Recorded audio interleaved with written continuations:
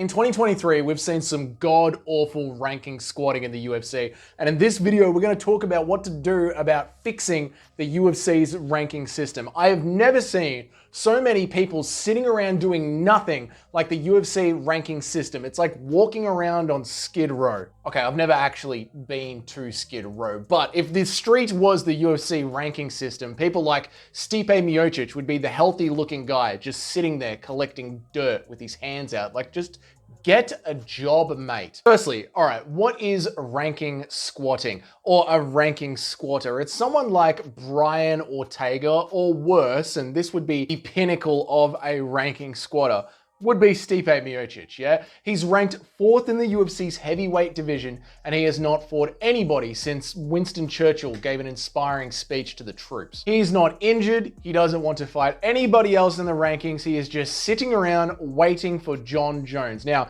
he might be the most extreme example of a ranking squatter, someone who is just squatting in their place in the rankings, but there are many, many more. I mentioned Brian Ortega, I mentioned Paulo Costa, there are heaps, man. So that is what I am defining as a ranking squatter. The problem is a ranking squatter can be someone who just doesn't want to fight anybody like Stipe, or someone who was injured, right? Like Paulo Costa was booked in to fight in 2023 and we could all see it clear as day. He had something growing on his arm that looked like an alien was going to pop out of his elbow. Like you could clearly tell that he was not going to make that fight. So once again, Paulo Costa is the pull-out king. Probably why Tracy Cortez isn't pregnant this year. But Paulo Costa pulls out of yet another fight, but he gets to keep his place in the rankings. Let's just back up for a second here. To understand the UFC rankings, you need to understand who is making the UFC rankings. And the UFC rankings is made up of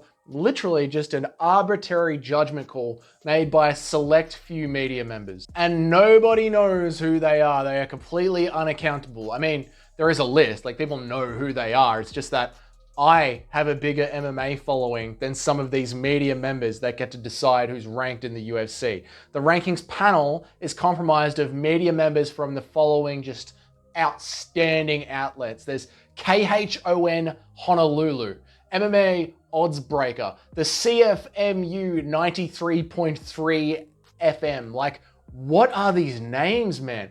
Have you ever heard of some of these names? Even if you're watching this video, you must be a hardcore MMA fans.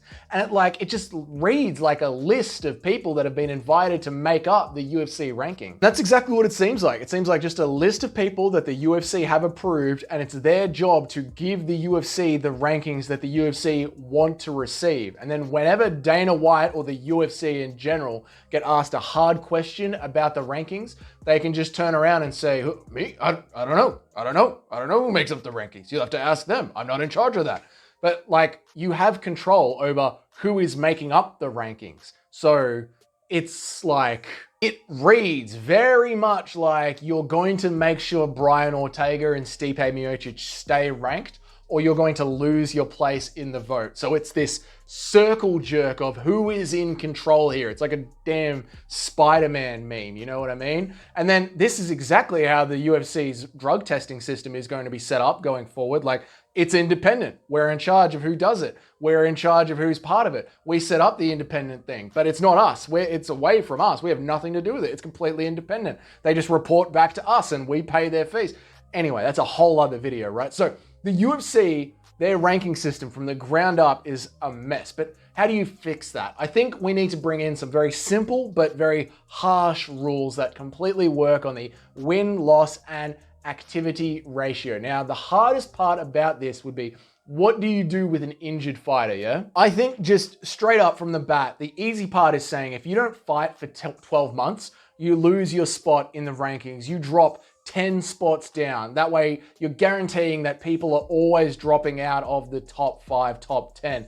If you merely just said you lost your ranking if you're injured and you can fight to get back into it when you lose your spot, then you end up with, let's look at Conor McGregor, yeah? He's currently not ranked, but he will be going up against the 6th ranked Michael Chandler. Now, if you guaranteed that if they lost their rankings by 10 spots on the rankings ladder, then it would be ridiculous for Conor McGregor to be going against Michael Chandler when he comes back. Like, he would be coming back into the rankings ranked as a 13th ranked lightweight, rather than saying, oh, you're injured, I'll just step out of the rankings completely and then I'll pick and choose where I want to re-enter the rankings once I've healed back up. I think it needs to be, if you've sat out for 12 months, you are ranked 10 spots lower than where you sat out from. You lose 10 spots in the rank. But this is where the injury thing gets a little bit finicky, yeah? Like, what do you do with Paulo Costa? Paulo Costa is ranked number 6th, but he last fought in August of 2022. By our system, he should now be dropped to 16th. However, he was booked into fight and he copped an injury in training, that staph infection. Now, is that his fault? No, that is not his fault. So you could have doctors determine how long would that injury take to heal, and that would leave you out of our sort of 12-month, 10-spot ranking system that we have going on here. But then, whose doctors, right? Let's continue using Paulo Costa here as the example. Paulo lives in Brazil. Do you get Brazilian doctors or American doctors to make the determination of how long Paulo's body is going to heal from his injury, his surgery? If you use UFC-approved American doctors, then who pays for the doctor to fly over to Brazil? Or who pays for Paulo Costa to fly over to America? What if a Brazilian doctor, what if you do just use Brazilian doctors? What if the Brazilian doctor says that for this to properly heal, it will take 24 months, but a UFC or an American doctor says, well, that injury only takes 6 months to heal. Just saying, like, let's just say it takes 6 months to heal properly. Then who do you believe? The 24 months from the local doctor or the 6 month from the US doctor? Does the UFC go ahead and contact and set up accredited doctors all over the world? What happens if we change the example of Paulo Costa and it's a fighter in Dagestan or Chechnya? Does the UFC need to get in touch and manage doctors in remote regions across the entire globe?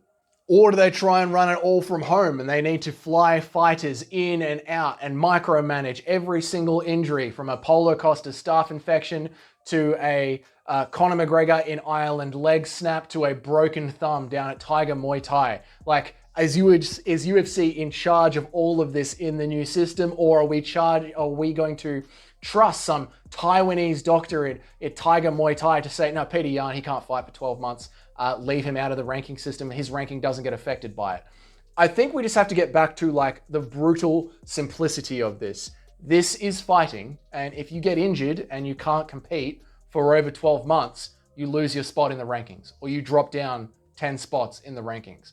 And even if you were ranked number 3 in the world like Conor McGregor, and you have a horrible injury that could take many months to heal up, trying to judge every single one of these things on a case-by-case system is just far too finicky, and you have to keep it as clean and as consumable as possible for everybody. So if you do not fight in the UFC for 12 months, you lose 10 spots in the rankings. That is how I would handle that, at least. Now, the next thing to address while you're fixing the UFC ranking system is, who should the champion fight? Who should the champion be fighting? Leon Edwards just fought Colby Covington, which was ridiculous, with Belal Muhammad sitting right there. And even though Leon Edwards has said he's going to be fighting at UFC 300, Belal is yet to be booked. Instead, there is talk of Leon Edwards versus Islam Makhachev, or Leon Edwards versus Shavkat Rakhmonov. Like, I talked about this in my Chael Sonnen is trying to tell you that Belal Muhammad is not getting the next title shot video. So while we're fixing the UFC ranking system, you might as well make it a hard and fast rule that the UFC champion is to fight the next ranked fighter that is healthy and available with the longest winning streak. And that longest winning streak's part stops people getting undeserved title rematches like Colby just did, or like Israel Adesanya might if he gets to take on the winner of Dricus du Plessis versus Sean Strickland. It stops the endless speculation over who is next. Look at lightweight right now. There is still speculation over who Islam Makhachev is going to be fighting. And as much as I love Justin Gaethje for that fight, and I do, the sort of system that I'm talking about would put Arman Tsarukyan ahead of Gaethje. As long as Arman Tsarukyan is healthy, and Arman Tsarukyan has won his last 3 out of 4 fights, he has a longer winning streak. Gaethje has only won 2 out of his last 3 in a row. I think you keep that system of the champion fights the next ranked guy in the top 5 with the longest winning streak. The next ranked guy in the top 5 with the longest winning streak. It makes sure everyone in that top 5 is a contender. And all you do is you pick through who is healthy and who has a longer winning streak, and they are the next one up. And if a fighter can't compete in the top 5 for 12-month period, like say Jared Cannonier might not be able to, or Jan Blachowicz, now that he's got double shoulder surgery coming up, they drop 10 places down, everyone moves up 1 place. It keeps the ranking system flowing and fair and honest, and leaves BK, who gives a shit, out in Honolulu, leaves them out of it. That's how I would fix the UFC ranking system. I would just make it hard and fast and clear for everyone to understand. And like I said, takes out the speculation of 81.6 FM Honolulu, okay? Not that I don't respect their opinion out there, it's just, I don't respect their opinion out there. I don't care. I don't care what do they have to do with the UFC ranking system. It's laughable. That's how I would sort of give my rough outline for how I would fix it. But I am just a dumb drywaller, or plasterer as we call it in Australia. So let me know down in the comments, how would you fix the UFC ranking system if you were put in charge of it? I love reading your comments. Just like Nasvasan did on the Is Sean O'Malley a pay-per-view star video. He said, Sean has a lot of fans, but they're all 15 years old and or the people who pirate the UFC media.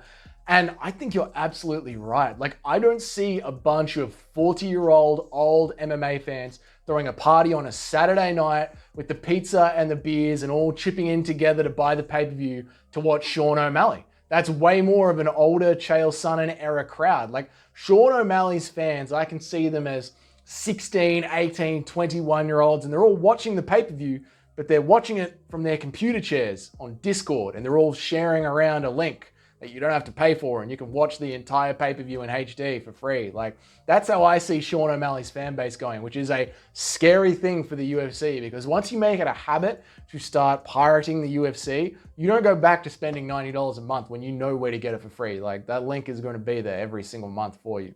So thank you for the comment. Now, if you're still here watching this part of the video, it means I've entertained you in some way, given you some different perspective to think about the UFC ranking system. If you could go ahead and hit that subscribe button before you go off to your next video, it means so much to small creators like myself. I appreciate every single one. And just see how you go with the content popping up on your feed, on your YouTube feed. If you don't like it in the future, you can always go ahead and unsubscribe. That's all good with me. Thanks for watching this video. Leave your thoughts for the UFC ranking system down there, and I will see you all in the next one.